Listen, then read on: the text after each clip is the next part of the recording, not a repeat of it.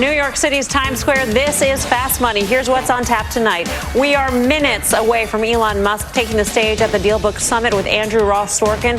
This as Tesla gets set to start delivering the Cybertruck.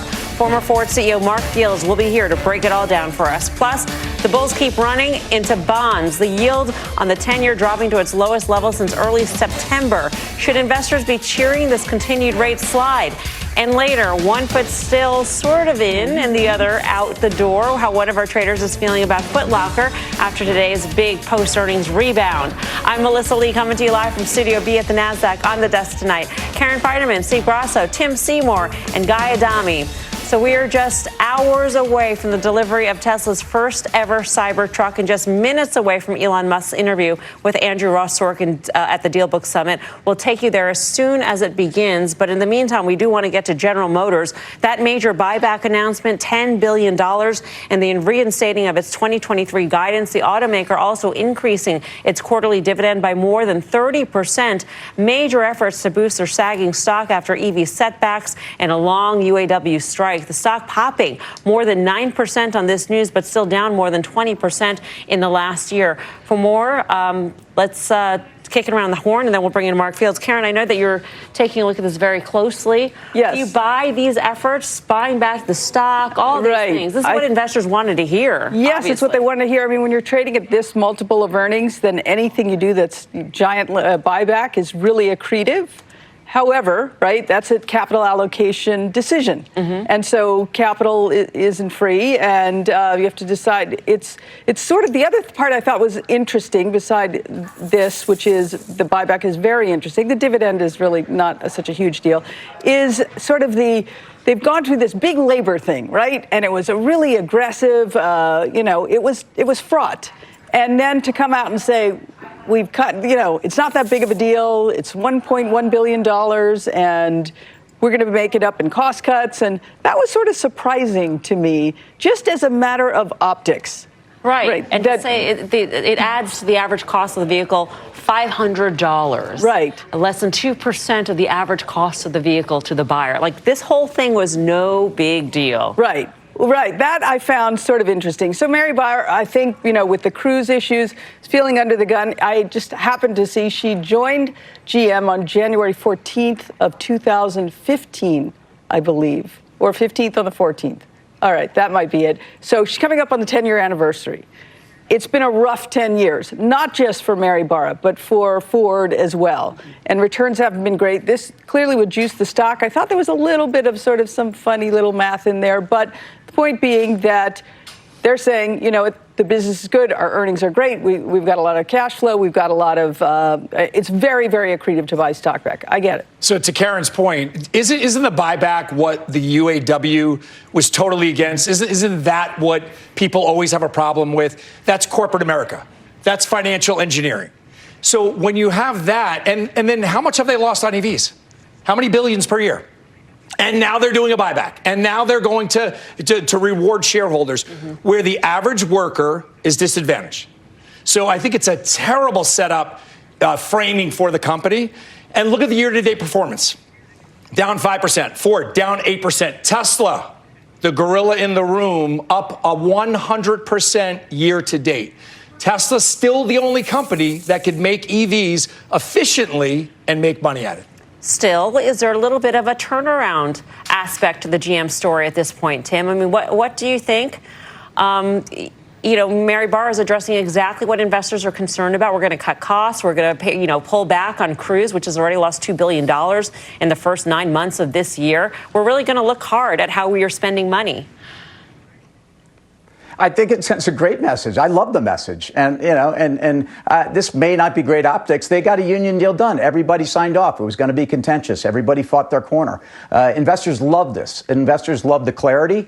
Investors love a bid under the stock. 17% of the free float taken off the market. GM, which is more profitable than Ford, they have the ability to buy back shares. The stock does need a catalyst. And it's not the reason necessarily a company should be doing this. They do it because they can and because they actually think this is the best allocation of capital. We all know that they have to spend on EVs, but the message to me is that their core business, first of all, is a lot more profitable than the street gives it credit for. Adam Jonas at Morgan Stanley, who we have a ton of respect for here, pointed out, like, what's different about this? Well, what's different to me is that it's almost that you can look at it from the other side. Now we actually at least understand that this is a company that we knew was 4.5 times trailing. In other words, absurdly cheap, and actually it had intrinsic value in the underlying shares to buy back. So I just think it reminds people that this company has been run differently. It's been run better than Ford. It has a lot to do in EV land. Everybody knows that. By the way, margins at Tesla are getting razor thin. We're going to hear about a truck that's not profitable at Tesla. It was a great day for GM. It was a great day to I think remind people that this company has been generating free cash flow for the last 3 years, and the market hasn't paid attention. Is it enough, though, Guy, to convince you that this is, a longer-term play? I think it's great for the stock. I'm not sure it does anything for the problems that GM has faced for the last decade or so. And, we're all sort of saying the same things. I will say this, and I sort of agree with Steve on this one. I think it's a giant slap in the face to the UAW. You basically negotiate hard on both sides. Negotiations over. And, oh, by the way, here's $10 billion to buy back our stock. I mean, I wouldn't feel particularly good about that, but clearly shareholders do. I guess, though, if you look at the stock, and we are, it gets us back to where we were basically a month or so ago. So, look, I think there's a floor in for the stock now in terms of this recent low. This clearly helps. Big volume day, but I don't think it fixes the woes of the company. It might fix the woes of the stock. By the way, I want to get to Karen's point about the funny business when it comes to the share count, because they're reducing the share count and they're issuing guidance. And so how does that factor in? Because that helps, obviously. Right, it helps. So they're reducing the share count, and it seems like they're doing it right away. So when they calculate the share or earnings per share, they take the average shares outstanding over the quarter. Those will shrink during this quarter. Now, there's only 1 month left, but it's a pretty sizable reduction in the share count, and so you have an earnings boost there. So these range went down, but they gained a few cents from doing it immediately. Right. Okay, so that's something to keep in mind. For more on all this, let's bring in former Ford CEO Mark Fields. He's also a CNBC contributor. Mark, great to have you with us. What's your take on what Mary Barra did today? Does this give her at least a lifeline with investors? Karen was making the point that she's coming up on the 10-year anniversary. In that period of time, the stock is down 18%. Does this buy her more time to get things right at GM? Well, I think she's making a statement, right? There's a lot of frustration. As was said earlier, I think she's done a very good job over the last decade running GM differently. But listen, there was a lot of investor concern coming out of the UAW negotiations around rising costs with labor, kind of slowing EV demand, which they put a lot of investment in, and just, overall higher interest rates and, what that means for demand going forward. So I think she really wanted to make the statement that says, listen, this stock is undervalued. And I think, as was mentioned earlier, she kind of put a floor on that. I think going forward, the frustration is, she has staked her reputation on the new EV and autonomous technologies. She's, had a messaging over the last couple of years of, listen, we're really becoming a tech company and not a traditional automaker.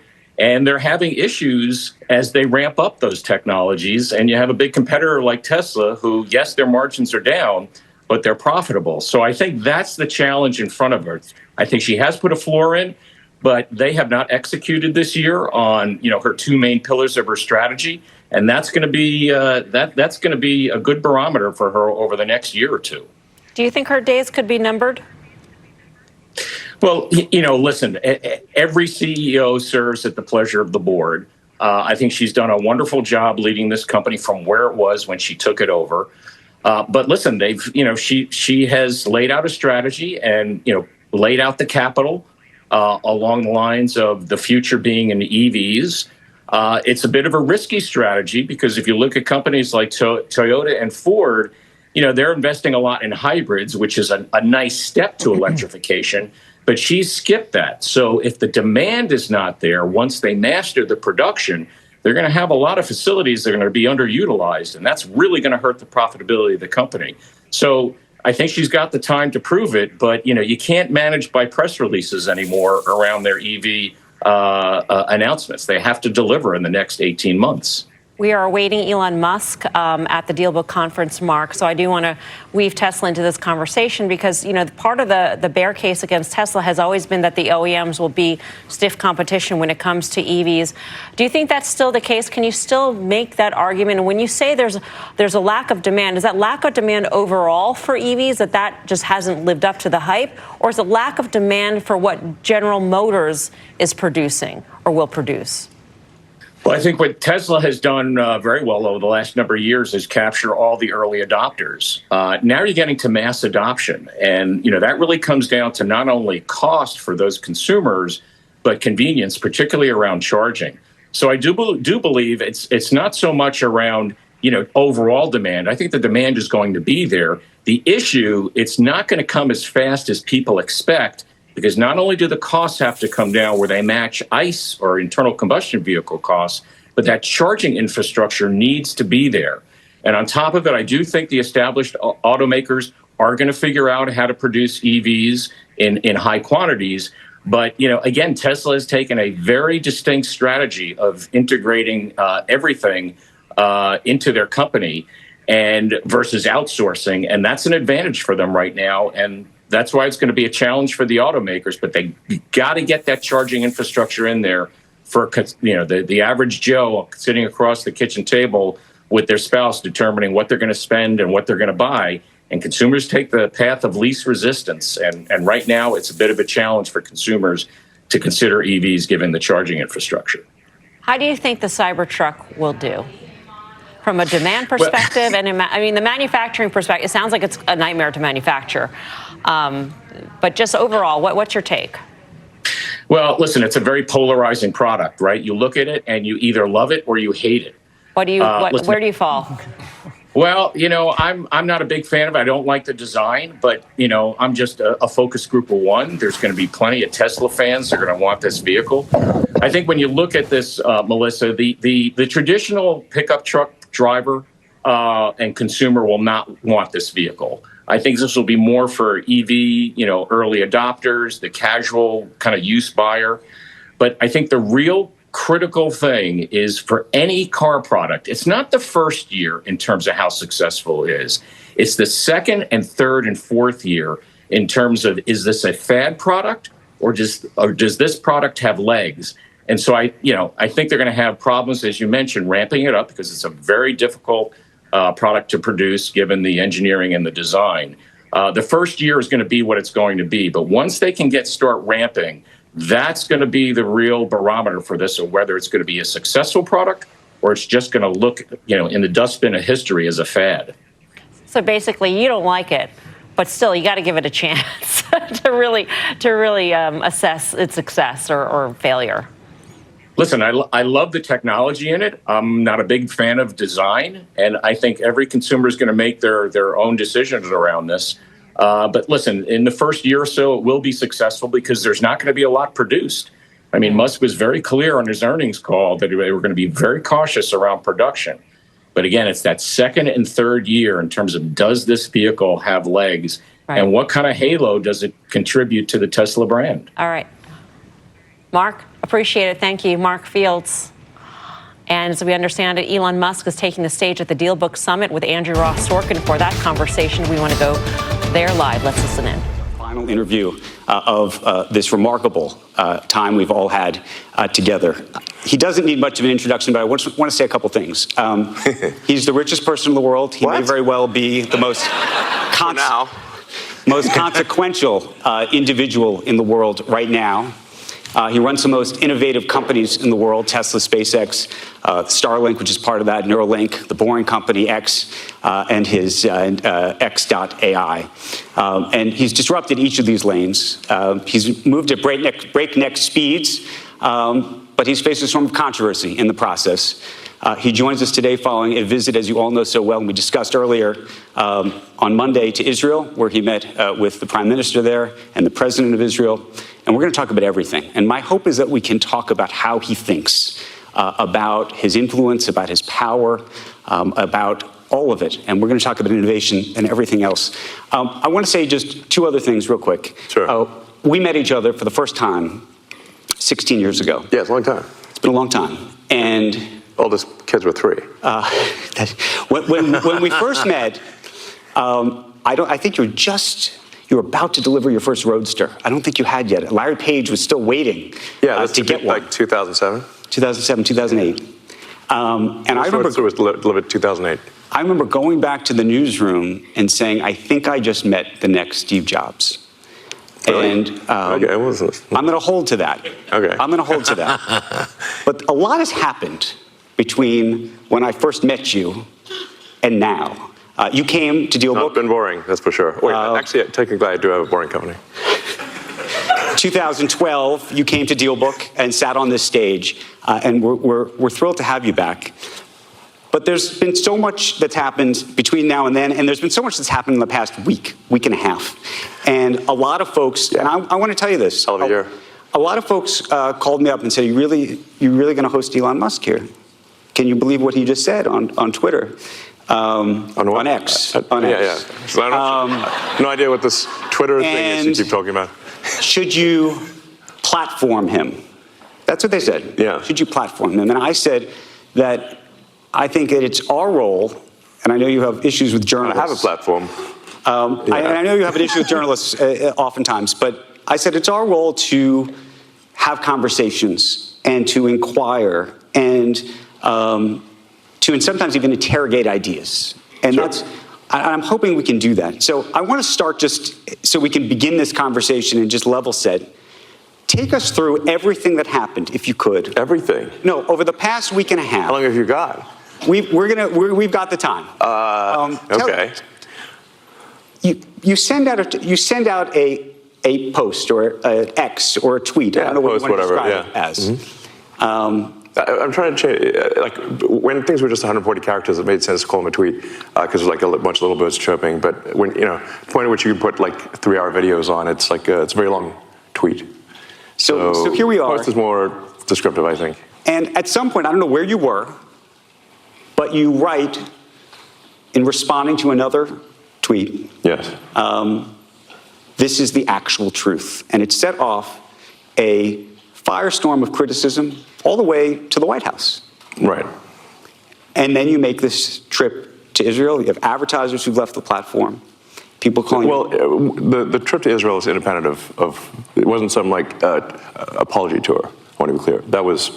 Okay, well, let's talk about that. So just take us back to the moment at which you write that. Trip to Israel is independent of. It wasn't like in response to that at all. Well, we'll do Israel in just a moment. And I have no problem being hated, by the way. I hear Hate you. away. Well, but you know what? Let's go straight to that then for a second. Sure. Because there is an idea, and you could say that I think it's a real weakness to want to be liked. A real weakness. I do not have that. Well, let me ask you this then. There's a difference between saying I don't care if anyone likes me or they hate me. Yeah. But given your power and given what you have amassed and the importance you have, I would think you want to be trusted. I would think maybe you don't need to be liked or hated, but trusted matters. If X is going to become a financial platform where people are going to put their money, where the government's going to give you money for rockets, where people are going to get into the cars, they need to ultimately decide that you are. Maybe they don't have to decide that they love you, but that you are ultimately a decent and good human being. Yes, I mean, I think I am. But I'm certainly not going to do some sort of tap dance to prove to people that I am. So as for trust, I mean, I think we break that down in a few ways. If you want satellites sent to orbit reliably, SpaceX will do 80% of all mass to orbit this year. China will do 12%. The rest of the world will do 8%. That includes Boeing, Lockheed, and everyone else. So the track record of the rocket is the best by far of anything. You could hate my guts next. You could not trust me. It is irrelevant.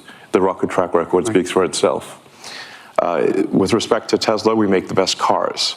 Whether you hate me, like me, or indifferent, do you want the best car or do you not want the best car?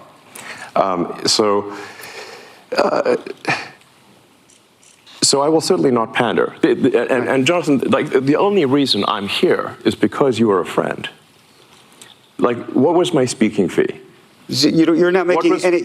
First of all, I'm Andrew, but Yeah, sorry. it's okay. Second of all, we've known each other for a very long time. Andrew Sorkin. Yes. And Listen. you know, What I'm trying to illustrate is that sometimes I say the wrong thing. I think there are a lot of people who are tired. But let me go back. No. You should hear the sketches that SNL wouldn't post, by the way. Those are really good. And I would say, unfortunately, or fortunately or unfortunately, whatever friendship we have, not great. We don't talk to each other that much. But let me ask you this. It's true. That's true. Where am I? Doesn't return the phone calls. Yeah. The point is, I'm here because you're a friend, not because I'm being paid or because I need any validation or anything. It's that we've been friends for 16 years, and I promised you I'd be here, and that's why I'm here. Well, I appreciate you being here. Not for any other reason. But let me ask you this then. Let's just go at it. Just tell me what happened. You write this tweet that says that this is the actual truth. People read that tweet. Yes. And they say Elon Musk is an anti-Semite, that he is riling up this base. You're hearing it from, as I said, the White House. You're hearing it from Jewish groups all over. I think Jonathan Greenblatt from the ADL is here. There's lots of people who say this. And by the way, it's not just that. Did you read the whole thing? I did, and that's why I want to ask you about it. And the responses? Excuse me? I said more. More responses? Yeah, I said more than what you just read. Yes. No, there was absolutely more. Yes, yes. But I'll tell you the thing that struck me. It wasn't, and I'm an American Jew, it wasn't just the people who had that view. It was actually people who really are anti-Semites, who said, oh my goodness, go Elon, this is fabulous. And that actually was the thing that really set me back. I said to myself, what's going on here? And I want to know how you felt about that in that moment when you saw all of this happening. Yeah. Well, first of all, I did clarify almost immediately what I meant. I would say that was, if I could go back and say I should, in retrospect, not have replied to that particular person, and I should have written in greater length as to what I meant. I did subsequently clarify it in replies, but those clarifications were ignored by the media, and essentially I handed a loaded gun to those who hate me, and arguably to those who are anti-Semitic. And for that, I'm quite sorry. That was not my intention. So I did, post on my primary timeline to be absolutely clear that I'm not anti-Semitic, and that I, in fact, if anything, am philo-Semitic. And the trip to Israel was planned before any of that happened. It was neither here nor there. Do you see this thing? Mm-hmm. Do you know what it is? I do, because I actually followed your entire trip to Israel. Right. Why don't you tell everybody? This says bring them home. The hostages. It was given to me by the parents of one of the hostages. And I said I would wear it as long as there was a hostage still remaining. And I have. What was that trip like? And obviously, you know that there's a public perception that, and you're clarifying this now, but there's a public perception that was part of a apology tour, if you will. That this had been said online. There was all of the criticism. There was advertisers leaving. We talked to Bob Iger today. I hope they stop. You hope? Don't advertise. You don't want them to advertise? No. What do you mean? If somebody's going to try to blackmail me with advertising, blackmail me with money, go fuck yourself. But go fuck yourself. Is that clear? I hope it is. Hey, Bob, if you're in the audience. Well, let me ask you then. That's how I feel. Don't advertise. How do you think then about the economics of X? If part of the underlying model, at least today, and maybe it needs to shift, maybe the answer is it needs to shift away from advertising. if you believe that this is the one part of your business where you will be beholden to those who have this view, what do you do? F-Y. I understand that, but there's a reality too, right? Yes. No. I mean, Linda Yaccarino's right here, and she's got to sell advertising. Absolutely. So, totally. No. Actually, what this advertising boycott is going to do, it's going to kill the company. And do you think that and the whole world will know that those advertisers killed the company, and we will document it in great detail. But those advertisers, I imagine, are going to say, we didn't kill the company. Oh yeah. They're going to say, tell it to Earth. But they're going to say, Elon, that you killed the company because you said these things, and that they were inappropriate things, and that they didn't feel comfortable on the platform, right? That's what they're going to say. And let's see how Earth responds to that. So this goes back to we'll both make our cases, right? And we'll see what the outcome is. What are the economics of that for you? I mean, you have enormous resources, so you can actually keep this company going for a very long time. Would you keep it going for a long time if there was no advertising? I mean, if the company fails because of an advertiser boycott, it will fail because of an advertiser boycott. And that will be what bankrupted the company, and that's what everybody on Earth will know. But what do you think then of the, this goes back to the idea of trust, though. Then it'll be gone. And it'll be gone because of an advertiser boycott. But you recognize that some of those people are going to say that they didn't feel comfortable on the platform. And I just wonder and ask you and think about that for a second. Tell it to the judge. But the judge is going to be... the judge is the public. And you think that the public is going to say that Disney is making a mistake? Yes. And they're going to boycott Disney? They already are. Well, there are some that are for lots of different reasons, but you think that this is going to, that you have this goes to actually the interesting of power and leverage. Let the chips fall where they may. Let the chips fall where they may. Can I ask why that is the approach? And I ask it because you've been What's the other approach? Well, you've been very particular about the approach to Tesla. When you think about the engineering involved in that, the approach to SpaceX, the approach to some of the stuff you're doing with AI has been very specific, right? There's not a let the chips fall where they may approach to those businesses, I don't think. No, we focus on making the best products. And Tesla's gotten to where it's gotten with no advertising at all. I understand that. Tesla currently sells twice as much in terms of electric vehicles as the rest of electric car makers in the United States combined. Tesla has done more to help the environment than all other companies combined. It would be fair to say that, therefore, as a leader of the company, I've done more for the environment than everyone else, any single human on Earth. How do you feel about that? How do I feel about that? Yeah, no, I'm asking you personally how you feel about that, because we're talking about power and influence and... I'm saying what I care about is the reality of goodness, not the perception of it. And what I see all over the place is people who care about looking good while doing evil.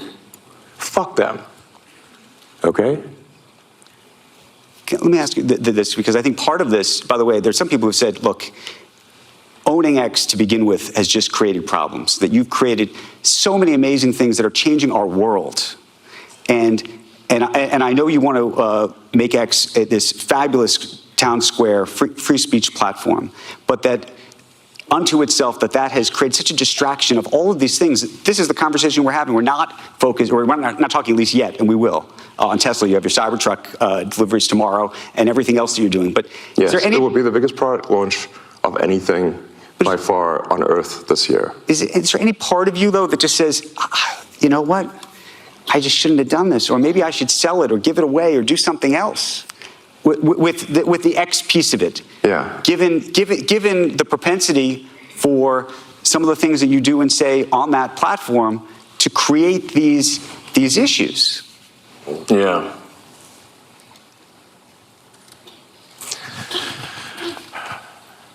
Of all the posts I've done on the platform, I think there might be 30,000 or something like that. Right.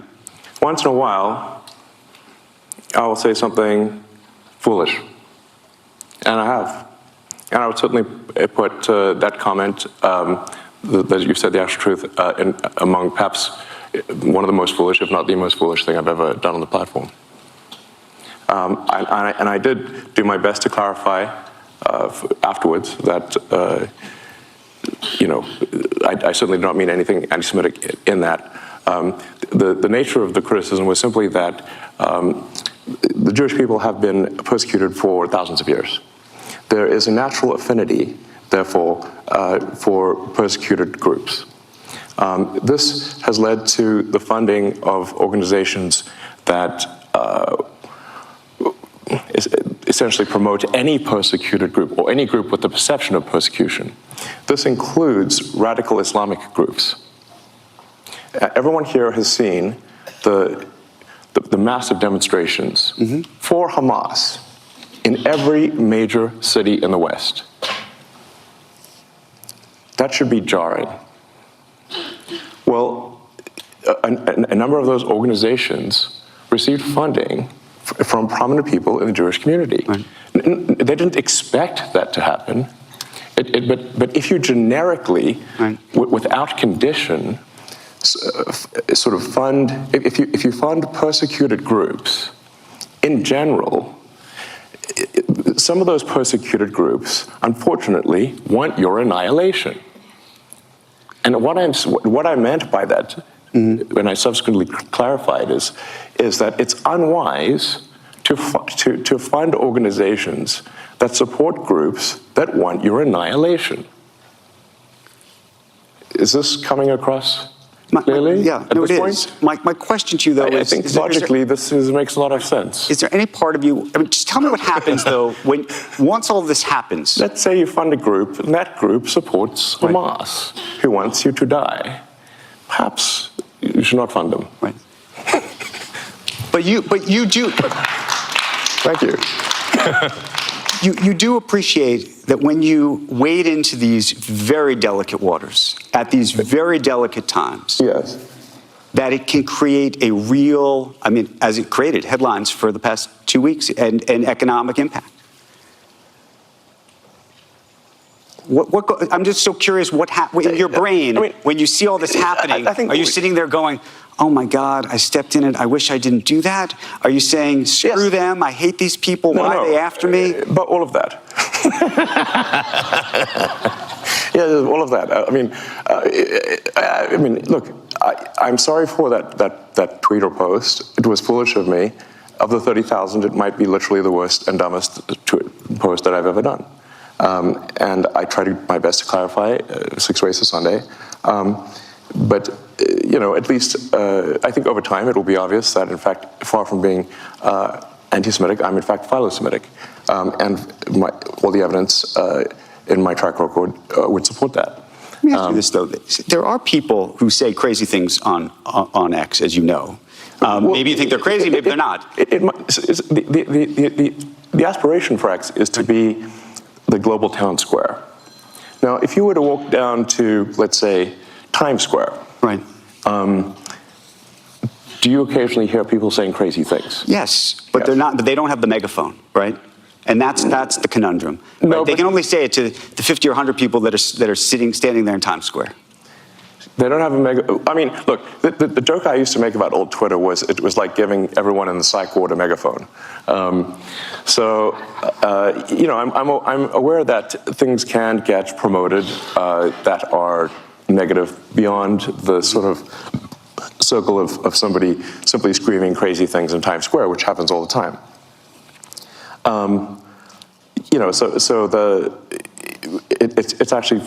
It's pretty rare for something, frankly, that is hateful to be promoted. It's not that it never happens, but it's fairly rare.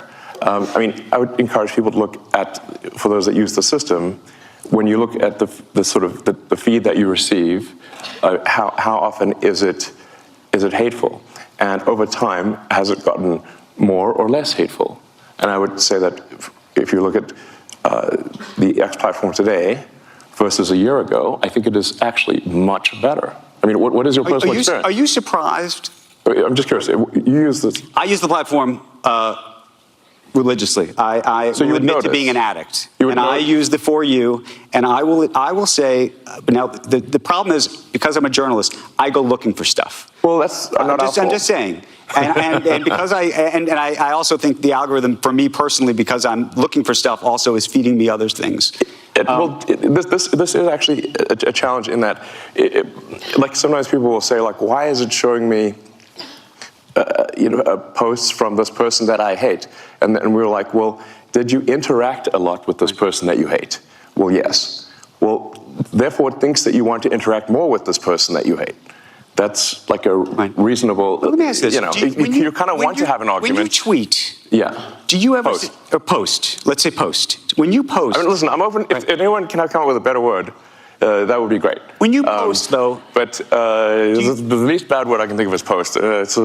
When you post, though, are you trying to rile up either a base or an audience?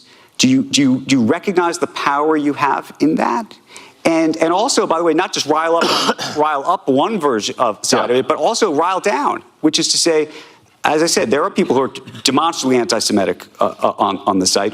I get Jew boy things and all sorts of things that come my way. Hey, for a while they thought I was Jewish, so they would, I'd get it too. But the question is, my name is Super Jewish. Do you ever think to yourself, you know what? I'm going to go online and I'm going to say, these people, I condemn these people that are on my site saying these things. Because I think you say I've condemned anti-Semitism, but do you ever go? Yeah, I said I literally posted I condemn anti-Semitism in all its forms. Like that is a literal post that I made. I mean, I'm like, listen, if I can get out the thesaurus, if and we could, Let me ask you a different question. You compose it, I'll post it. Okay, let me ask you this. You were on a podcast about a month ago, and you said something that struck me, and it struck me as accurate. Came out of your mouth, so hopefully it is. But I'm hoping we go deep on this. Just because it came out of my mouth does not mean it's true. No. But you said my mind is a storm. I don't think most people would want to be me. They may think they want to be me, but they don't know. They don't understand. What did you mean by that? What was your mind being a storm? And I think it. I mean, I have known you for quite some time. I think it is a bit of a storm. Yes.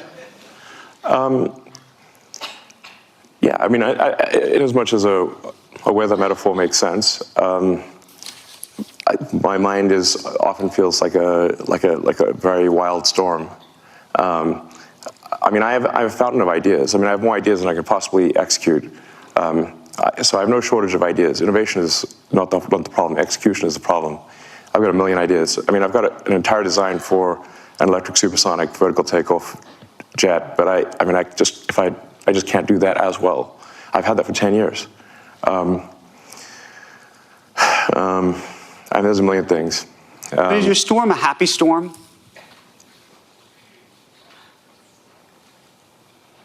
No. It's not a happy storm. No. Tell us about that, because I think that actually, when people try to really understand you, I think that there's a lot of this comes from some other place, and I want to talk about that. What do you think that is?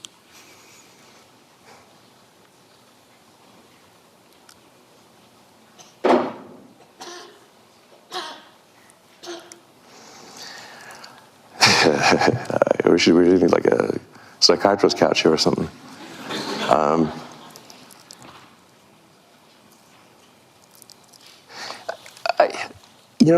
I think to some degree I was born this way, and then it was amplified by a difficult childhood, frankly. But I can remember even in happy moments when I was a kid that it just feels like there's just a rage of forces in my mind constantly. Now this, productively manifests itself in technology and building things for the most part. So, and I think on balance, the output has been very productive. I think the results, as we discussed earlier with SpaceX, Tesla, PayPal, which is still going today. The first internet company that I started, in fact, the first internet company I started, Zip2, was funded by a New York Times company, Hearst Knight Ridder, and in fact, we wrote some of the software for the New York Times website, and we helped bring online several hundred newspapers that previously were only in print. Now this is in the 90s, which at this point is like, I'm like a grandpa, basically. You know, the 90s and internet feels like a pre-Cambrian era when there were only sponges.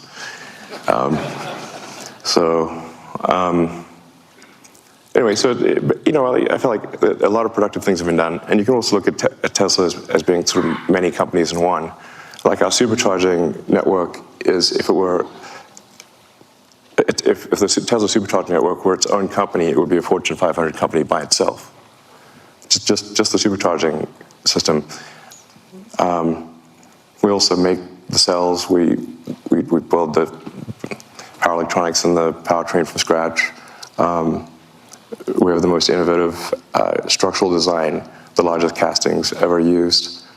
We have the best manufacturing technology at Tesla, better manufacturing technology than companies that have been doing it for 100 years.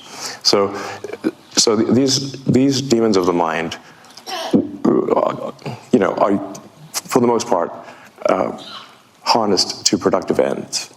Okay, so let me ask you a question about that. But that doesn't mean that once in a while they, you know, go wrong. But, and this is a question I think a lot of people, you know, are always trying to figure out about not just you, but sometimes themselves. Meaning, what is driving all of this? You're doing all of these things. Do you think do you think that you would be as successful, whatever success is, if it wasn't being driven by I think that there's something you're trying to prove, either to yourself or to somebody. I don't know. We're all trying to prove something. Maybe I'm trying to prove it to my mother. I don't know. No. If I were to describe my philosophy, it is a philosophy of curiosity. I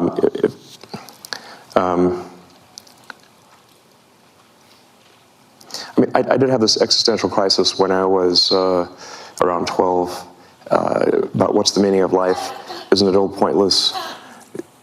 Why not just commit suicide? Why exist? I read the religious texts. I read the philosophy books that, well, especially the German philosophy books, made me quite depressed, frankly. One should not read Schopenhauer and Nietzsche as a teenager. But then I read Douglas Adams' Hitchhiker's Guide to the Galaxy, which is a book on philosophy in the form of humor. And the point that Adams was making there was that we don't actually know what questions to ask. That's why he said that, you know, the answer is 42. Like, basically, Earth's a giant computer, and it came up with the answer 42. But then to actually figure out what the question is, that's the actual hard part. I think this is generally true also in physics. At the point at which you can properly frame the question, the answer is actually the easy part. So my motivation then was that, well, my life is finite, really a flash in the pan on a galactic time scale.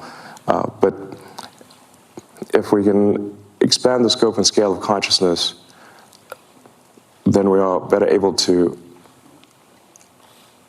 figure out what questions to ask about the answer that is the universe. And maybe we can find out the meaning of life, or even what the right question to ask is. You know, where did we come from? Where are we going? Where are the aliens? Are there aliens? And, you know, these questions. You know, and is there new physics to discover? Or is this, because there seems to be some real questions around dark matter and dark energy. And so the purpose of SpaceX is to extend life beyond Earth on a sustained basis, so that we can at least pass one of the Fermi great filters, which is that of being a single planet civilization. If we are a single planet civilization, then we are simply waiting around for some extinction event, whether that is man-made or natural. But if you're a single-planet civilization, eventually you will something will happen to that planet and you will die. If you're a multi-planet civilization, you will live much longer. Also, a multi-planet civilization that's the natural stepping stone to being a multi-stellar civilization and being out there among the stars. So now this, I think, has two. This is not simply a defensive motivation, but it is also one where that gives meaning. Man's search for meaning. Can I ask you a different? Let me finish this philosophy point, even though it may seem rather esoteric. It may resonate with a few people. We must get past this Fermi filter of being this great filter of being a single-planet civilization. And if we do that, we're more likely to understand the nature of the universe and what questions to ask. If you're a believer in the philosophy of curiosity, then I think you should support this ambition. But it's more. Being a multi-planet species is more than simply, life insurance for life collectively. That's a defensive reason.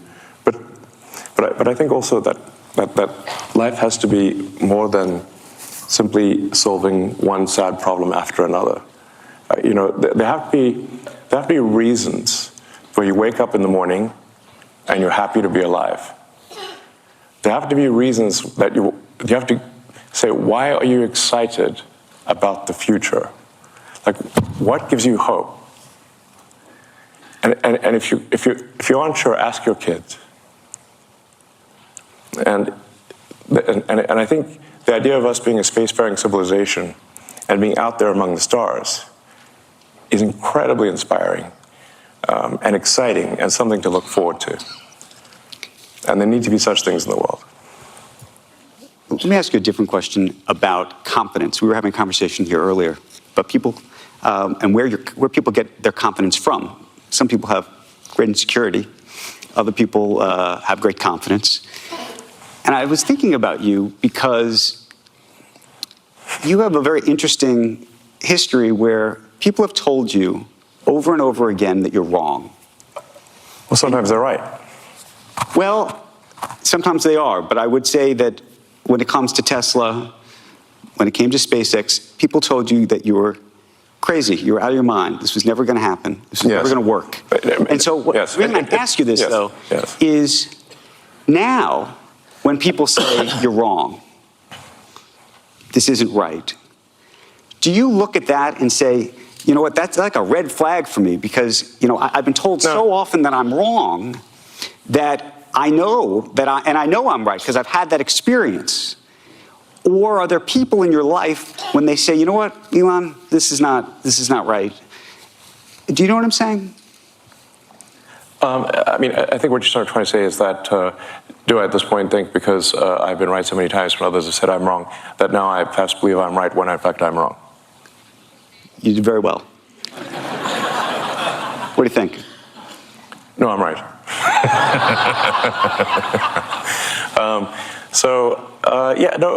Look, here's the thing. Physics is unforgiving. Physics is unforgiving. So, I have, these various little sayings that I've come up with, that physics is the law and everything else is a recommendation. Right. In the sense that you can break any law made by humans, but try breaking a law made by physics. That's much more difficult. So if you are wrong and persist in being wrong, the rockets will blow up and the cars will fail. So this is, we're not trying to figure out what flavor of ice cream is the best flavor of ice cream. Like, if there's 1,000 things that can happen on a rocket flight, and only one of them gets the rocket to orbit. And so being wrong results in failure when dealing with physical objects. But that's the interesting part. So now you've built these great companies that physically, the physics of them are enormously successful. So successful, arguably, that you have leverage over everybody else, right? Nobody else can do Starlink. Nobody else can get nobody else can get the rockets in space yet. Amazon and Jeff Bezos are trying, but they haven't yet. I hope he does. You hope he does? Yeah. I mean, I think, but I actually agree with a lot of Jeff's motivations. I mean, I think, he's, and so let me put it this way. If there was a button I could press that would delete Blue Origin, I wouldn't press it. So I think it's good that he's spending money on making rockets too. I suggest perhaps he spend more time on it, but it's up to him. But I should make a point here. So nothing any of my companies have done has been to stifle competition. In fact, we've done the opposite. So at Tesla, we have open sourced our patents. Anyone can use our patents for free. How many companies do you know who've done that? Can you name one? I can't. At SpaceX, we don't use patents.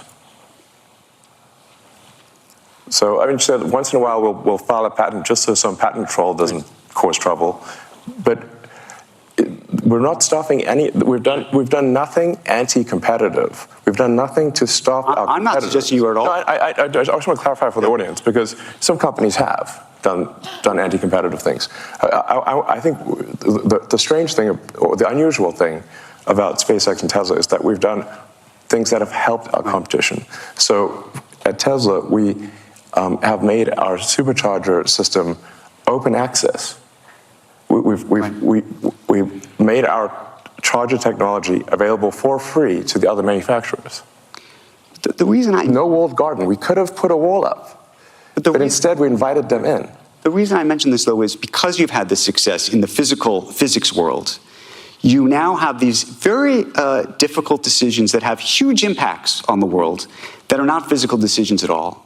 They're decisions of the mind. They're decisions that you and others have to make, and there's a question whether you should be making these decisions at all. And I think about it in the context of Starlink. Obviously, there was the report about how it's being used in Ukraine and the Russia war. There's questions about Taiwan, whether Taiwan should use it or will use it. I believe they're not right now because they're worried that at some point maybe the Chinese will tell you that you have to, they have leverage over you and you're going to have to turn that off, right? I mean, these are very difficult decisions, and I'm so curious how you think about that. And not just the decisions, the fact that you have that power. I think it's important for the audience to understand that the reason I have these powers is not because of some anti-competitive actions, it's simply because we've executed very well. Oh, I'm not dismissing that. I think there are so many people, by the way, who are huge supporters of what you've created. There are other satellites out there, But they're not as good as yours, and right. And we can say that maybe make the same argument out of cars and everything else. Yes. But as a result, that gives you enormous leverage, right? Okay. I mean, with the exception of by the way, these advertisers who aren't on X, in every other instance, everybody needs you. Well, I mean, they use our product if it's better, then use somebody else's product if the other product's better. And I accept that. And maybe one day somebody else will create a better product. Is it how is it a bad thing to make better products than other companies? Well, and I want to just go back to the Starlink piece of it, though, because that has sort of a geopolitical ramification in terms of your power and how you think about that specific power, and then the power that the U.S. government might have either over you or not over you, the power the Chinese government might have over you or not over you, and how those things get used. I mean, what are you suggesting? I'm asking the question around this very idea of how these satellites are going to be used, whether you think that you should have control of them, whether the government should have control of them. Do you trust the government? Well, there's a lot of people who don't trust the government. Exactly. But then this goes back to the trust of you, right? I mean, like I said, we're not the only company who has communication satellites. Our satellites are just much better than theirs. So it's not like we have a monopoly. Right. Do you feel like anybody has product? It's not like. Do you feel anybody has leverage over you? I mean, I think at the end of the day, if we make bad products that people don't want to use, then the users will vote with their resources and use something else. Let me pivot the conversation for a second. I mean, certainly, my company's overseen by regulators, and while since SpaceX, Starlink, Tesla are overseen by cumulatively over 100 regulators, in actually more than that, a few hundred regulators, because we're in 55 countries. If you sum up all the times that I had an argument with regulators, of hundreds of regulators over decades, it can sound really terrible, except they forgot to mention that there were 10 million regulations we complied with and only 5 that I disagreed with. But they listed all the 5, and it sounds like, wow, this guy's a real maverick. I'm like, yeah, but what about the 10 million we complied with? Let me one related thing on this, and the leverage of countries and things over you and regulators. X is this free speech platform. You do business in China, lots of business in China. That's an important part of your business, I imagine. Well, not SpaceX. How do you think about the leverage that the Chinese have over you? And do they have leverage over you? And how do you feel about, some people would say, is it hypocritical for you to be doing business in China, or frankly in other countries as it relates to X and other things that don't follow this free speech path that you have espoused? The best that the X platform can do is adhere to the laws of any given country. Do you think there's something more we could do than that? I think it would be very hard, but I just wonder, given the sort of strong philosophical approach that you've been vocal about, whether you say to yourself, maybe I shouldn't be doing business in that country. Well, first of all, Starlink and SpaceX are no business in China whatsoever. Tesla has one of 4 vehicle factories in China, and China is, I don't know, a quarter of our market or something like that. So it's a quarter of the market of one company. The same is true, by the way, of all the other car companies. They also have something on that order of a quarter of their sales in China. So if that's a problem for Tesla, it's a problem for every car company. I think one has to be careful about not conflating the various companies, because I can only do things that are within the bounds of the law. I cannot do beyond that. My aspiration is to do as much good as possible and to be as productive as possible within the bounds of what is legal. More than that, I cannot do. I want to pivot and talk about AI for a moment. We had Jensen Huang here, who's a big fan of yours, as you know. Yeah, Jensen's awesome. Talked about bringing you the first box, by the way, yes. With Ilya, interestingly enough. Yes. Back in 2016, I think. There's a video of Jensen and me unpacking the first AI computer at OpenAI. So I'm so curious what you think of what's just happened over the past 2 weeks while you were dealing with this other series of headlines. There was a whole other series of headlines OpenAI soap opera. at OpenAI. What did you think? Well, you founded it, co-founded it. Co-founded it, yeah.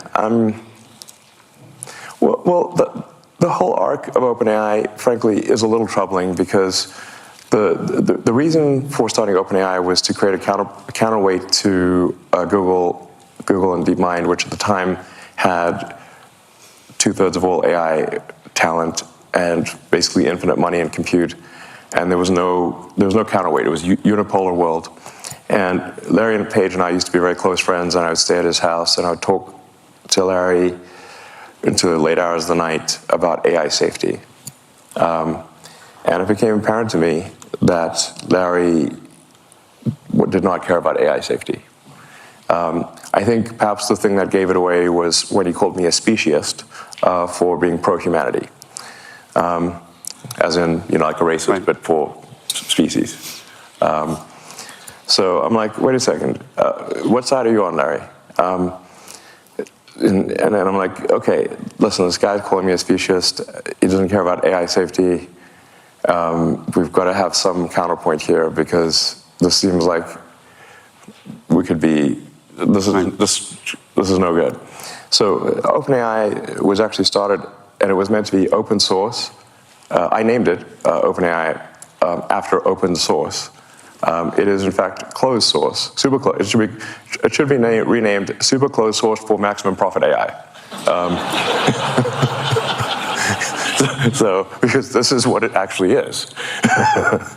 I mean, Faye loves irony. I mean, in fact, a friend of mine has this says like the way to predict outcomes is the most ironic outcome is the most. It's like this Occam's razor. Like the simplest sort of explanation is most likely, and my friend Jonah's view is that the most ironic outcome is the most likely, and that's what's happened with OpenAI. It's gone from an open source foundation, a 501c3, to suddenly it's like a $90 billion for-profit corporation with closed source. So I don't know how you go from here to there, but that seems like I don't know. How you get? I don't know. Is this legal? I'm so, like, that's legal. So as you saw Sam Altman get ousted by somebody you know, Ilya, and Ilya was a friend of yours. Yes. You brought him there. Your relationship with Larry Page effectively broke down over you recruiting him away. I think that's correct. That was the fight. That was the Larry refused to be friends with me after I recruited Ilya. And so here's Ilya apparently saying something is very wrong. I think we should be concerned about this because I think Ilya actually has a strong moral compass. He thinks about, he really sweats it over questions of what is right. And if Ilya felt strongly enough to want to, fire Sam, well, I think the world should know what was that reason. Have you talked to him? I've reached out, but he doesn't want to talk to anyone. Have you talked to other people behind the scenes? Is this all happening? I've talked to a lot of people. I've not found anyone who knows why. Have you? I think we are all still trying to find out. I mean, look, one of two things is either it was a serious thing and we should know what it is, or it was not a serious thing and then the board should resign. What do you think of Sam Altman? I have mixed feelings about Sam. I do, the ring of power, can corrupt. And this is the ring of power. So, I don't know. I want to know why Ilya felt so strongly as to fire Sam. This sounds like a serious thing. I don't think it was trivial. And I'm quite concerned that there's some, dangerous element of AI that they've discovered. Created. Yes. You think they've discovered something? That'll be my guess. Where are you with your own AI efforts relative to where you think OpenAI is, where you think Google is, where you think the others are? I mean, on the AI front, I'm in somewhat of a quandary here because I've thought AI could be something that would change the world in a significant way since I was in college, like 30 years ago. So the reason I didn't go build AI right from the get-go was because I was uncertain about which edge of the double-edged sword would be sharper, the good edge or the bad edge. So I held off on doing anything on AI. I could have created, I think, the leading AI company, and kind of OpenAI actually kind of is that. Because I was just uncertain, if you make this magic genie, what will happen? Whereas I think building sustainable energy technology is much more of a single-edged sword that is single-edged good. Making life multiplanetary, I think single-edged good. Starlink, mostly single-edged good. I mean, giving people better connectivity to people that don't have connectivity or it's too expensive, I think is very much a good thing. Starlink was instrumental, by the way, in halting the Russian advance, and the Ukrainians said so. So, I think but with AI, you've got the magic genie problem. You may think you want a magic genie, but once that genie's out of the bottle, it's hard to say what happens. How far are we away from that genie being out of the bottle, you think? We think it's already out? I mean, the genie is certainly poking its head out. But AGI, the idea of artificial general intelligence, given what you now are working on yourself, and you know how easy or hard it is to train, to create the inferences, to create the weights. I hope I'm not getting too far in the weeds of just how this works, but those are the basics behind the software end of this. It's funny, all these weights, they're just basically numbers in a comma-separated value file.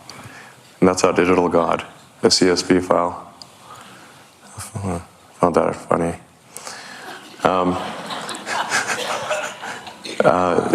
But that's kind of literally what it is. So I think it's coming pretty fast, Is that, I mean, you famously have admitted to overstating how quickly things will happen, but how quickly do you think this will happen?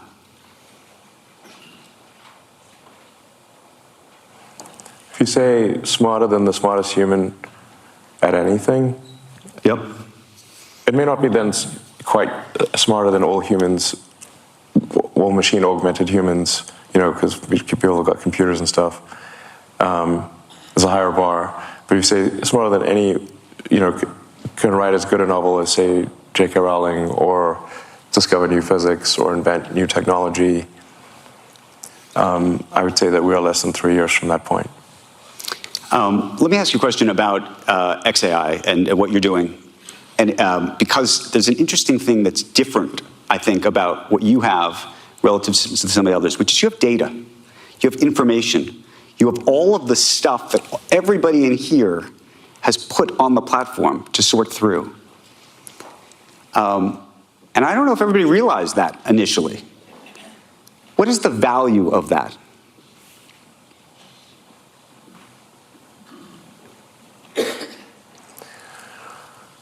Yeah, I mean, data is very important. You could say data is probably more valuable than gold. But then maybe you have more, maybe you have the gold in X in a different way. In a way, again, that I don't know if the public appreciates what that means. Yes, X might be the single best source of data. I mean, it is, there are more,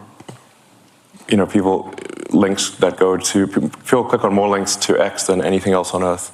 Sometimes people think Facebook or Instagram is a bigger thing, but actually there are more links to X than anything. There's public information, you can Google it. Okay, let me ask you so it is where you would find what is happening right now on Earth at any given point in time. The whole OpenAI drama played out, in fact, on the X platform. So it is one of the, it's not, Google certainly has a massive amount of data, so does Microsoft. So it's not like, but it is one of the best sources of data. Can I ask you an interesting IP issue, which I think is actually something I can say as somebody who's in the creator business and journalistic business and whatnot, or care about copyright.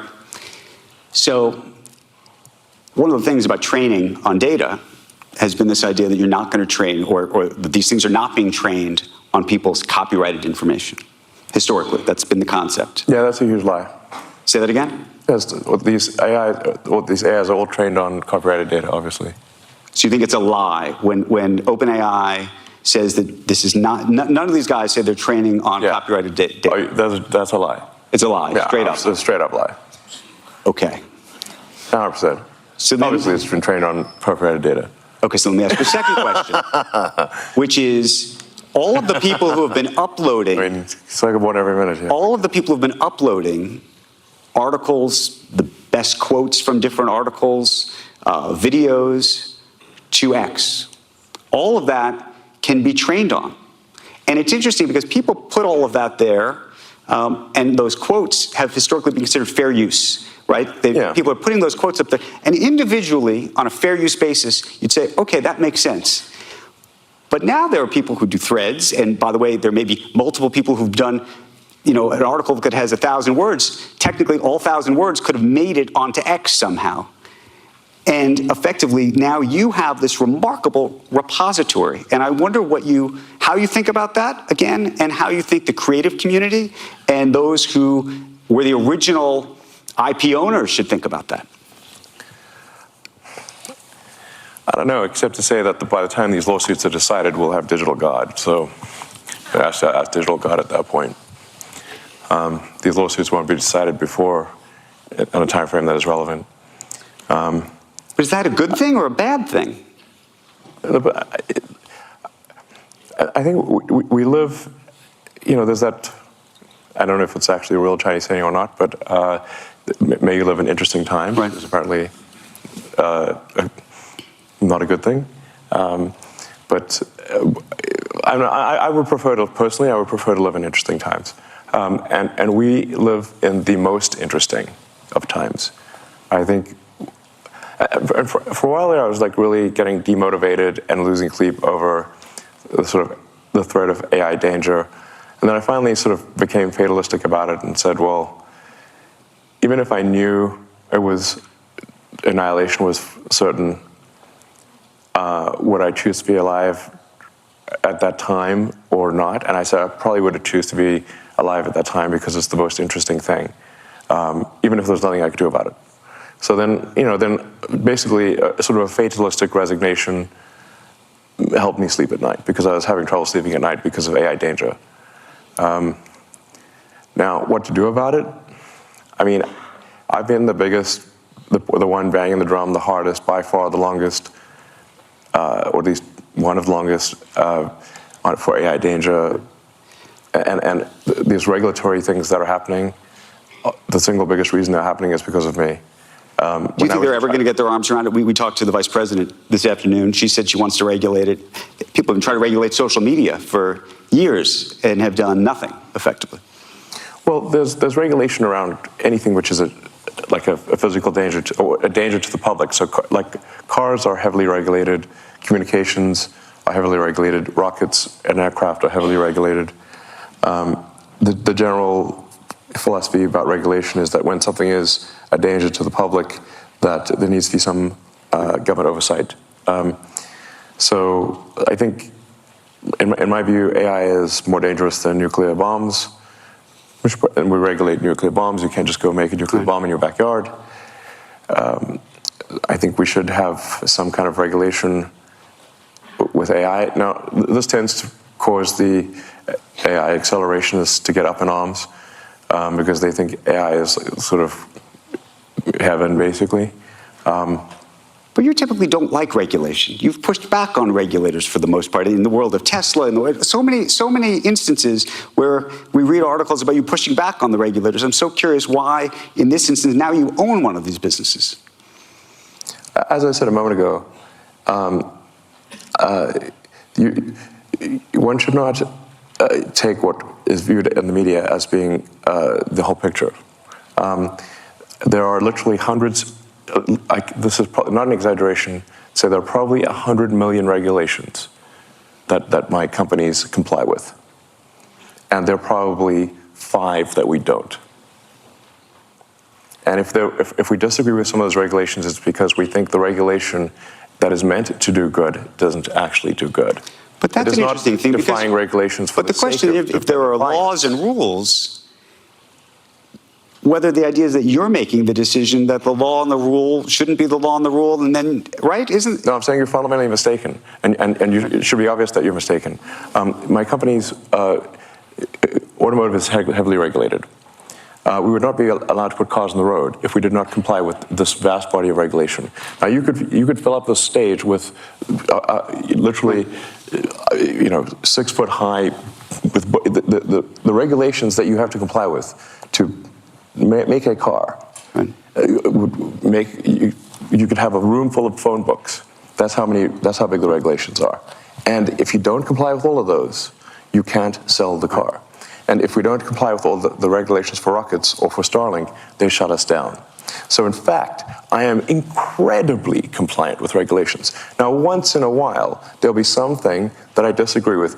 The reason I would disagree with it is because I think the regulation in that particular case, in that rare case, does not serve the public good. And therefore, I think it is my obligation to object to a regulation that is meant to serve the public good but doesn't. That's the only time I object. Not because I seek to object. In fact, I'm incredibly rule-following. Let me ask you a separate question, a social media related question. We've been talking about TikTok today, ahead of the election. Sure. TikTok is... What do you think of TikTok? Do you think it's a national security threat?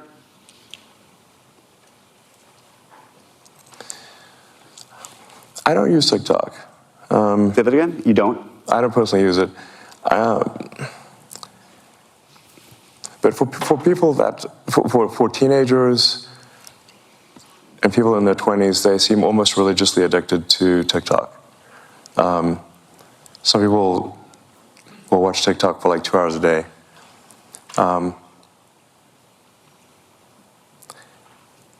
I stopped using TikTok when I felt the AI probing my mind, and it made me uncomfortable. So I stopped using it.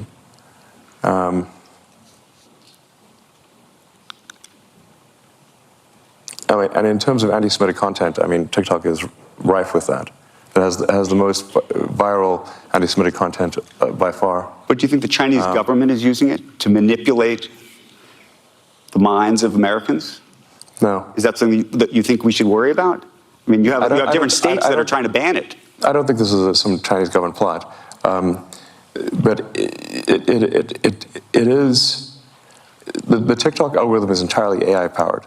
So it is really just trying to find the most viral thing possible. It's what is going to keep you glued to the screen. Right. That's it. Now, on sheer numbers, there are on the order of 2 billion Muslims in the world, and I think much smaller number of Jewish people. What, 20 million, something? Many orders of magnitude fewer. So if you just look at content production, just right. on sheer numbers basis, it is going to be overwhelmingly anti-Semitic. Let me ask you a political question. And I've been trying to square this one in my head for a long time. Yeah. In the last 2 or 3 years, you have moved decidedly to the right, I think. Have I? Well, we can discuss this. I think that you have been espousing and promoting a number of Republican candidates and others. You've been very frustrated with the Biden administration over, I think, unions and feeling like they did not respect what you've created. Well, I mean, without any, doing nothing to provoke the Biden administration, they held an electric vehicle summit at the White House and specifically refused to let Tesla attend. This was in the first 6 months of the administration. And we inquired, we literally make more electric cars than everyone else combined. Why are we not allowed? Why are you only letting Ford, GM, Chrysler, and UAW, and you're specifically disallowing us from the EV summit at the White House? We'd done nothing to provoke them. Then Biden went on to add insult to injury and publicly said that GM was leading the electric car revolution. This was in the same quarter that Tesla made 300,000 electric cars and GM made 26. Does that seem fair to you? So, but tell me this then. It doesn't seem fair. And I've asked repeatedly, you've probably seen me. And by the way, I had a great relationship with Obama. So there was not a. So, but then there's I voted this. for Obama. I stood in line for 6 hours to shake Obama's hand. Okay. So let me just ask on a personal level. I can see it in your face. This hurt you personally. And it hurt the company too. And it was an insult to, Tesla has 140,000 employees. Okay, of the half of them are in the United States. Tesla has created more manufacturing jobs than everyone else combined. So let me ask this then. You've devoted at least the last close to 20 years of your life, if not more, to the climate change, trying to get Tesla off the ground, in part to improve climate. You've talked about that. Yeah, a real right-wing motive. Repeatedly. God, far right, if anything. I understand that.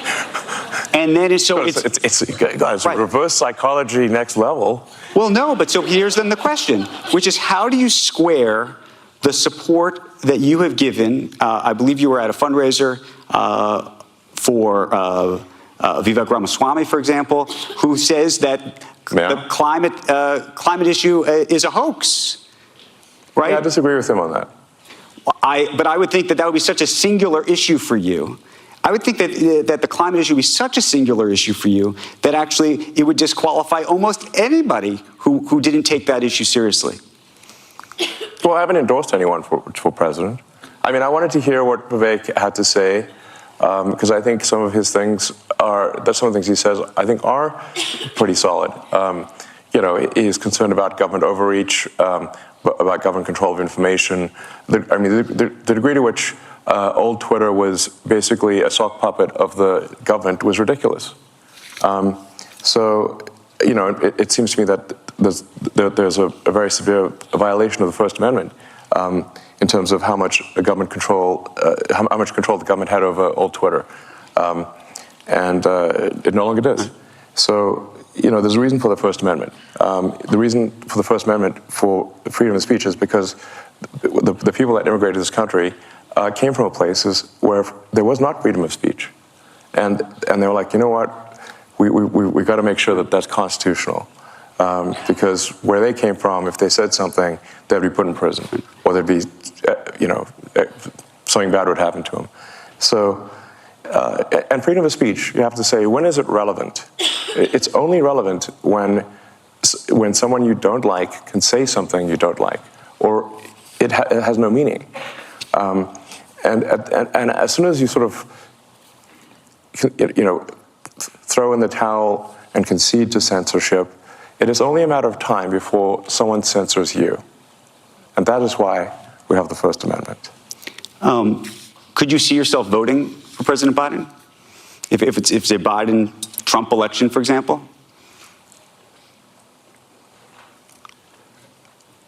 I think I would not vote for Biden. You'd vote for Trump? I'm not saying I'd vote for Trump, but I mean, this is definitely a difficult choice here. Would you vote for Nikki Haley? Nikki Haley, by the way, wants all social media names to be exposed, as you know. No, I think that's outrageous. Yeah, no, I'm not going to vote for some pro-censorship candidate.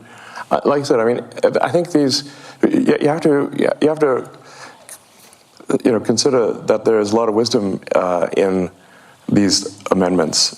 I mean, the Constitution, a lot of things that we take for granted here in the United States that don't even exist in Canada. There's no constitutional right to freedom of speech in Canada. So, it's not, and there's no Miranda rights in Canada. People think you have the right to remain silent. You don't actually in Canada. I'm half Canadian. I can say these things, I suppose. But you just got the freedom of speech is incredibly important. Even when people and like I said, it's actually especially important. In fact, it is only relevant when people you don't like can say things you don't like. And do you think right now that they're meaningless? You think right now the Republican candidates or the Democrats are more inclined? I mean, this is where you go to, I assume, to woke and anti-woke and the mind virus issue that you've talked about. Which party do you think is more pro freedom of speech, given all the things you've seen? Because we also see, yes. DeSantis, preventing people from reading certain things. Maybe you think that's correct. No, look, we actually are in an odd situation here, where, on balance, the Democrats appear to be more pro-censorship than the Republicans. And that used to be the opposite. It used to be, the left position was freedom of speech. I believe at one point, the ACLU even defended the right of someone to claim that they were Nazi or something like that. So, there really were the left was freedom of speech is fundamental. I mean, my at least perception, perhaps it isn't accurate, is that the pro-censorship is more on the left than the right. We certainly get more complaints from the left than the right, let me put it that way. But my aspiration for the X platform is that it is the best source of truth, or the least inaccurate source of truth. And well, you know, I don't know if people believe me or not, but I think honesty is the best policy, and I think that the truth will win over time.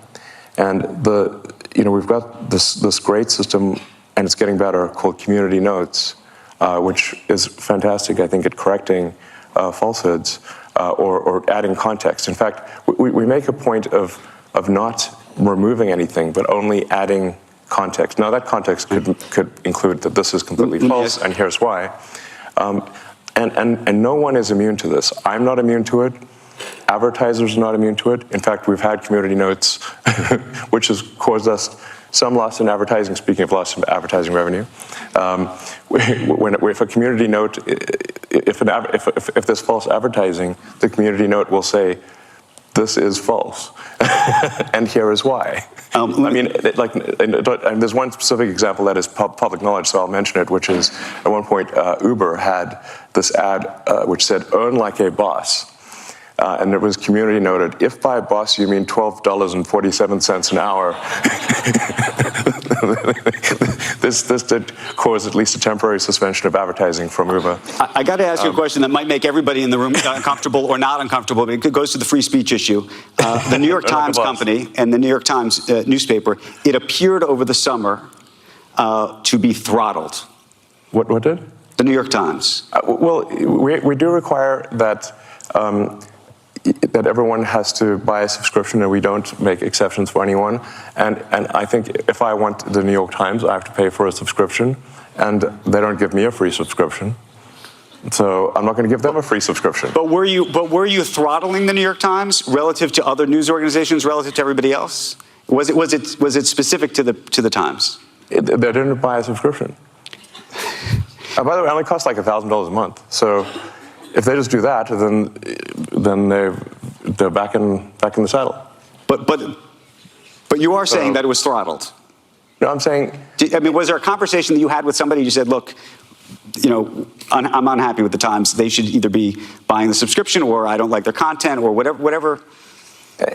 Any organization that refuses to buy a subscription is not going to be recommended. But then, what does that say about free speech? And what does that say about amplifying free speech is not exactly voices? Free. It costs a little bit. Right, but that's an interesting. You know, it's like in South Park where they say, you know, freedom isn't free. It costs $1.05 or whatever. But it's pretty cheap. Okay. It's low cost freedom. I got a couple more questions for you. You're headed back to Texas after this to launch the Cybertruck. Yeah. It's going to be a big launch. But I wanted to ask you right now, more broadly, just about the car business and what you see actually happening. And specifically, the government put in place lots of policies, as you know, to try to encourage more EVs. And one of the things that's happened uniquely is you have now a lot of car companies saying, actually, this is too ambitious for us. These plans are too ambitious. 4,000 dealers, I don't know if you saw just yesterday, sent a letter to the White House saying, this has gone too far. You're going too far. You had this anti-EV? It was this is going too fast, too far, and that there's not enough demand. Underneath all of this is this idea that maybe there's not enough demand for EVs, that the American public has not bought into they bought into it with your company, but they haven't bought into it broadly enough. Well, I think if you make a compelling electric car, people will buy it, no question about it. I mean, electric car sales in China are gigantic. That's by far the biggest category. Right. And I think that would be the case, you know. I mean, it's worth noting, okay, so probably the best refutation of that is that the Tesla Model Y will be the best-selling car of any kind on Earth this year. Of any kind, gasoline or otherwise. Is there another car company that you think is doing a good job with EVs? I mean, I think the Chinese car companies are extremely competitive. By far, our toughest competition is in China. So, I mean, there's a lot of people who out there who think like the top 10 car companies is going to be Tesla, followed by 9 Chinese car companies. I think they might not be wrong. So, China is super good at manufacturing, and the work ethic is incredible. So, you know, like if we consider different leagues of competitiveness at Tesla, we consider the Chinese league to be the most competitive. And by the way, we do very well in China because our China team is the best China. How worried are you that the unionization effort that just took place I shouldn't say effort, but the new wages and the like at GM and Ford that they're coming for you? And they are coming for you. What is that going to mean to you and your business? Well, I mean, I think it's generally not good to have an adversarial relationship between people on the line, you know, one group at the company and another group. In fact, I mean, I disagree with the idea of unions, but perhaps for a reason that is different than people may expect, which is I just don't like anything which creates kind of a lords and peasants sort of thing. And I think the unions naturally try to create negativity in a company and create a sort of lords and peasants situation. There are many people at Tesla who have gone from working on the line to being in senior management. There is no lords and peasants. Everyone eats at the same table. Everyone parks in the same parking lot. You know, at GM, there's a special elevator only for senior executives. We have no such thing at Tesla. You know, and the thing is that I actually know the people on the line because I worked on the line, and I walked the line, and I slept in the factory, and I worked beside them. So I'm no stranger to them. And there are actually many times where I've said, well, can't we just hold a union vote? But apparently a company is not allowed to hold a union vote. So it has to be somehow called for, but the unions can't do it. So I said, well, let's just hold a vote and see what happens. The actual problem is the opposite. It's not that people are trapped at Tesla building cars. The challenge is how do we retain great people to do the hard work of building cars when they have like 6 other opportunities that they can do that are easier. That's the actual difficulty, is that building cars is hard work, and there are much easier jobs. And I just want to say that I'm incredibly appreciative of those who build cars, and they know it.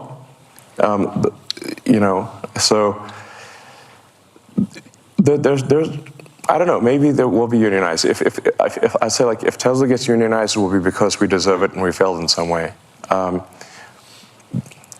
we certainly try hard to, you know, ensure the prosperity of everyone. We give everyone stock options. We've made many people who are just working the line, who didn't even know what stocks were, we've made them millionaires. So we're going to run out of time. Final couple quick questions. When do you have the time to tweet or to post? I actually think about it all the time. As I said, well, I use go to it. the bathroom sometimes. I use it all the time. Meaning, if we were to open up our phones and look at the screen time, what does yours look like? Well, about every 3 hours, I make a trip to the lavatory. And that's the only time you do this? Seems like you're on there a lot. No, I mean, there'll be like brief moments between meetings. I mean, it's not, obviously I have like 17 jobs, so, you know, and no, I guess technically it's work at this point. It is, but I'm thinking just in terms of your mind share. I mean, by the way, there's a lot of people who should be working who are on this app. Technically, posting on Twitter or X is work. It does count as work. So that's, you know, there's that. But no, I mean, I think I'm on. Well, I guess usually probably I'm on for longer than I think I am. I know, but do you think that's 5 hours a day, 4 hours? The screen time of like number of hours per week, Sometimes that's a scary number. It's probably, I don't know, it's a little over an hour a day or something like that. Just an hour a day? If we really looked at this together, do you have your phone with you?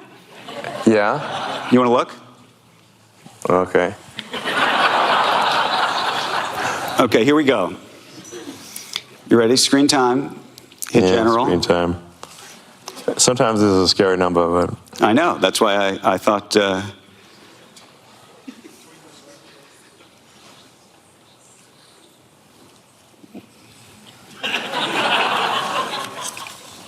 I just got a new phone, so I think this is not accurate because it says it's 1 minute.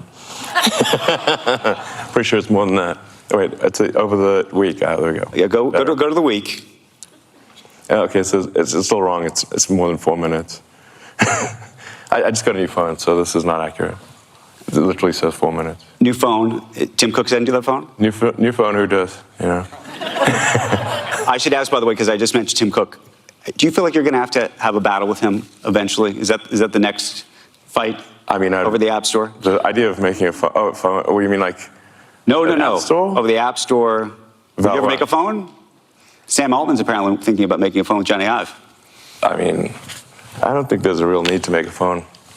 I mean, if there's a essential need to make a phone, I'd make a phone. But I got a lot of fish to fry, so. I mean, I do think there's a fundamental challenge that phone makers have at this point because you've got basically a black rectangle. You know, how do you make that better? So do you want to do that? What does that look like in Elon's head?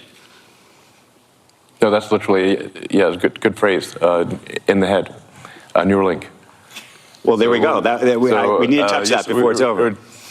You know, the best interface would be a neural interface directly to your brain.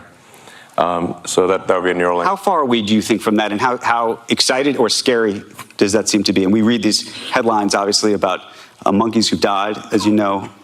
What should we think about that? Yeah, actually, this is the USDA inspector who came by the Neuralink facilities literally said in her entire career she has never seen a better animal care facility. We are the nicest to animals that you could possibly be, even to the rats and mice, even though they did the plague and everything. It is like monkey paradise. The thing that gets conflated is that there were some terminal monkeys where, you know, this is actually several years ago, where the monkeys were about to die, and we're like, okay, we've got an experimental device. It's the kind of thing we should only put on a monkey that's about to die, and then, you know, now the monkey died, but it didn't die because of the Neuralink. It died because it was, you know, had a terminal case of cancer or something like that. So. Neuralink has never caused the death of a monkey. It's the best, unless they're hiding something from me, it has never caused the death of a monkey. And in fact, we've now had monkeys with Neuralink implants for like 2-3 years, and they're doing great. So, and we've even replaced the Neuralink twice, and we're getting ready to do the first implants hopefully in a few months. The early implementations of Neuralink, I think, are unequivocally good. Speaking of the double-edged sword, I think these early implementations are single-edged sword, because the first implementations will be to enable people who have lost the brain-body connection to be able to operate a computer or a phone faster than someone who has hands that work. So you can imagine if Stephen Hawking could communicate faster than someone who had full-body functionality, how incredible that would be. Well, that's what this device will do. And we should have proof of that in a human, hopefully in a few months. It already works in monkeys and works quite well with monkeys that can play video games just by thinking. So then the next application after the sort of those, you know, dealing with tetraplegics and quadriplegics is going to be vision. Vision is the next thing. So it's like if somebody has lost both eyes or the optic nerve has failed, basically where they have no possibility of having sort of some ocular correction, that will be the next thing for Neuralink, is a direct vision interface. And in fact, then you could be like Geordi LaForge from Star Trek. You could see in like any frequency, actually. You could see in radar if you want. Two final questions, and then we're going to end this conversation, which I think has taken everybody inside the mind of Elon Musk today. Not as well as Neuralink will, though.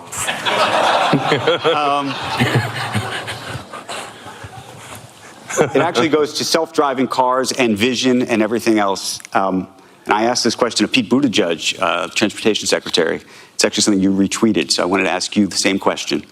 There's a big question about autonomous vehicles and the safety of them, but there's also a question about when it will be politically palatable in this country for people to die in cars that are controlled by computers, which is, say, we have 35,000, 40,000 deaths every year in this country. Yeah. If you could bring that number down to 10,000, 5,000, that might be a great thing. But do we think that the country will accept the idea that 5,000 people, that your family might have perished in a vehicle as a result not of a human making a mistake, but of a computer? Yes. Well, first of all, humans are terrible drivers. So people text and drive, they drink and drive, they get into arguments, they do all sorts of things in cars that they should not do. So it's actually remarkable that there are not more deaths than there are. What we'll find with computer driving is, I think, probably an order of magnitude reduction in deaths. I think now, and the U.S. has actually far fewer deaths per capita than the rest of the world. If you go worldwide, I think there's something close to 1 million deaths per year due to automotive accidents.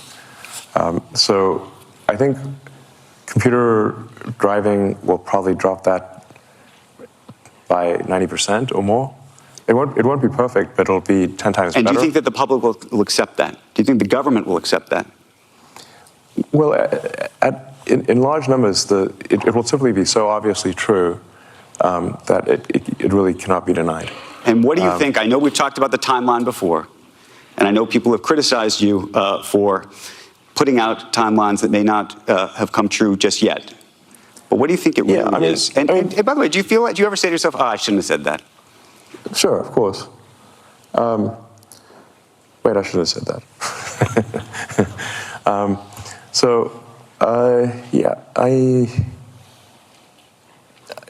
I'm optimistic about. I think I'm like naturally optimistic about timescales, and if I was not naturally optimistic, I wouldn't be doing the things that I'm doing. I certainly wouldn't have started a rocket company or a car company if I didn't have some sort of pathological optimism, frankly. As you pointed out, many people said they would fail, and in fact, I agreed with them. I said, yes, it probably will fail. And they're like, okay. But I thought SpaceX and Tesla had less than a 10% chance of success when we started them. Anyway, but the self-driving thing is I've been optimistic about it. We've certainly made a lot of progress. If anybody has tried has been using the sort of full self-driving beta, the progress is, every year has been substantial. It's really now at the point where, in most places, it'll take you from one place to another with no interventions. And the data is unequivocal that supervised full self-driving is somewhere around 4 times safer, or maybe more, than just human driving by themselves. So I can certainly see it coming. Actually, really, but do you think it's another 5 or 10 years? I mean, people say no, definitely not. Definitely not. And do you feel like investors have invested in something that hasn't happened yet? Is that fair to them? And that's the other question that people have about that. Well, I think they've all, with rare exception, thought it wasn't happening. So they were investing despite thinking, they're very clear that they don't think it's real. So they're not saying, we just believe everything Elon says, hook, line, and sinker. but the thing is that, I mean, it would be a fair criticism of me to say that I am late, but it isn't. But I always deliver in the end. Let me ask you the final question. I took note of this. It was November 11th, and you took to Twitter and you wrote only 2 words. You said, amplify empathy. Right. I was taken aback by that, given all the things that have been going on in the world. Do you remember what you were thinking? Well, I think it's quite literally. I understand it, but what was going on? Why did you write that? Well, I was encouraging people to amplify empathy. Literally. I tend to be quite literal. But was there something that had happened that you had seen that you said to yourself, I want to say that? I think I was talking to some friends, and we all agreed that we should try to amplify empathy, and so I wrote amplify empathy. If you wanted an unvarnished look inside the mind of Elon Musk, I think you just saw it. Look, sometimes it's pretty simple, you know. Elon Musk, thank you very, very much for the conversation. All right, thank you. Appreciate it very, very much. Thank you. Thank you so much. Here, take that with you for a second. That was Elon Musk with Andrew Ross Sorkin in a wide-ranging interview at the Deal Book Summit. We'll get full reaction from Brian Sullivan on Last Call and tomorrow morning on Squawk Box. That's it for us here at Fast Money. Thanks for watching. Mad Money with Jim Cramer starts right now. Every year. So thank you.